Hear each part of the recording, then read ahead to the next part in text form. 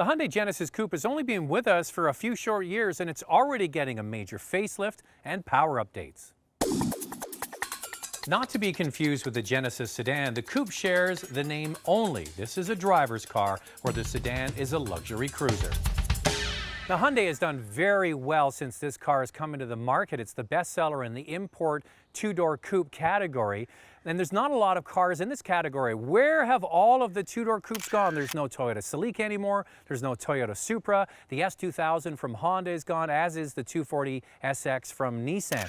Yes, we have some new entries in the market, the BRZ from Subaru and the FRS from Scion, but they're kind of late to the party. It really is the domestic manufacturers that have been championing the coupe with their pony cars.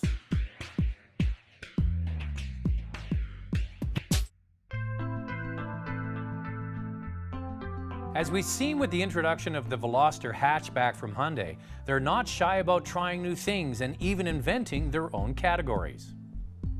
Hyundai has gone to a very fluid design architecture. They actually call it fluidic sculpture. The way they describe it is the way that water shapes stones as it flows over top of it over thousands of years.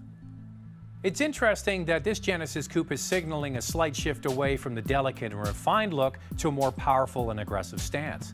The pointy nose has been squashed, providing a blunt and now blackened front bumper. The hood has more accent lines and two faux air intakes. The car looks wider and is accentuated by large 18 or 19-inch wheels that fill the sexy fenders. The wheels are staggered, meaning the back wheels are wider than the fronts for a more powerful stance. Now, the original Genesis Coupe was a great value story, but the interior really needed some updating, and it has been.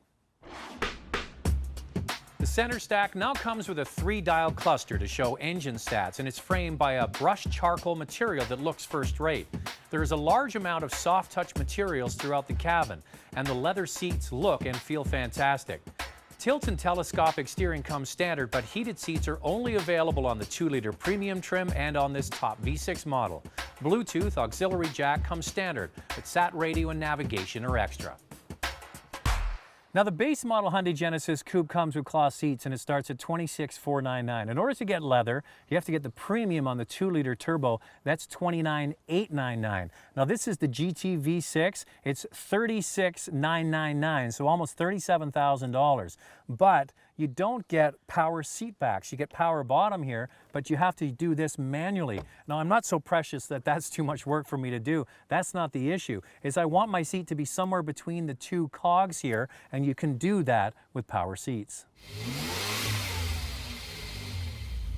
It's interesting, where most car companies would do a mid-cycle refresh with just styling, Hyundai has added a horsepower fiesta in both the 4- and 6-cylinder motors.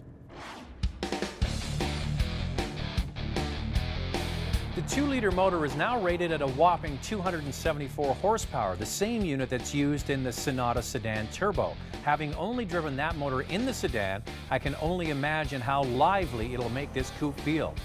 The 3.8-liter V6 seen in this test car is updated with direct injection technology for an increase of 42 horsepower to 348.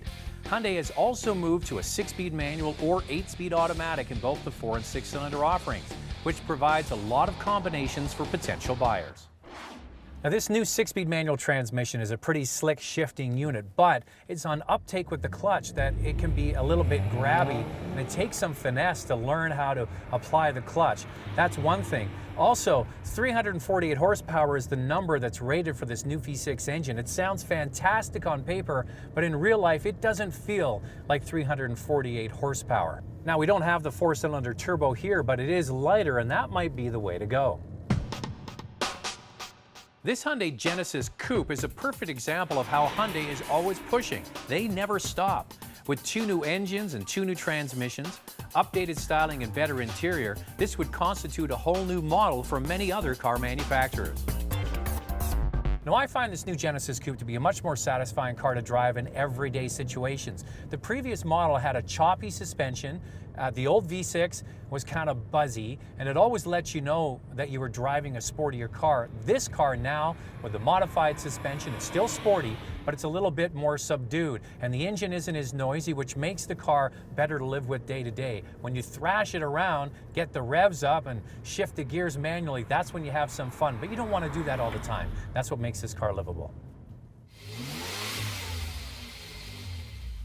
You know what? I was expecting to be blown away by this car. 348 horsepower. Yeah, it's lively and it's fun to drive and it's low to the ground, but it doesn't feel earth-shattering. Here's the thing. For the money they're charging for this V6 version of the Hyundai Coupe, you can go and get a Mustang GT 5-liter V8 with over 400 horsepower. Now that is exciting. The 2-liter turbo is the volume seller in the Hyundai Genesis, and it might just be the better car.